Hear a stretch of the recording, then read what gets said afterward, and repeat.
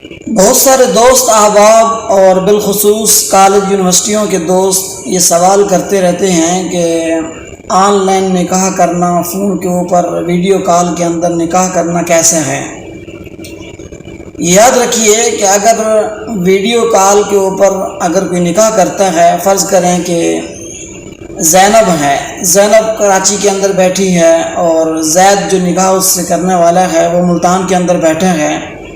اور آپس کے اندر ویڈیو کال چل رہی ہے، گواہان بھی سب کچھ سن رہی ہیں، اس صورت کے اندر نکاح نہیں ہوگا۔ اس کے جواز کی صورت یہ ہے کہ زینب جو کراچی کے اندر بیٹھی ہے اور زید ملتان کے اندر بیٹھا ہے، تو اس طرح زینب اس طرح کرے کہ جو نکاح خواہ ہے، جو نکاح پڑھانے والا ہے، اس کو اپنا وکیل بنا دے اور وہ وکیل یہاں ملتان کے اندر آئے گا تو دو مسلمان عاقل بالغ مردوں یا ایک مرد اور دو عورتوں کو گواہ بنائے گا اور ایک مجلس ہوگی، ایک مجلس کے اندر بیٹھ کر ایجاب اور قبول ہوگا اور وہ جو نکاح خواہ ہوگا وہ اس زینب کی طرف سے وکیل ہوگا، وہ اس کی طرف سے نکاح کو ایجاب اور قبول کرائے گا اور اس زید سے کہے گا کہ میں اس کا وکیل ہوں، آیا کہ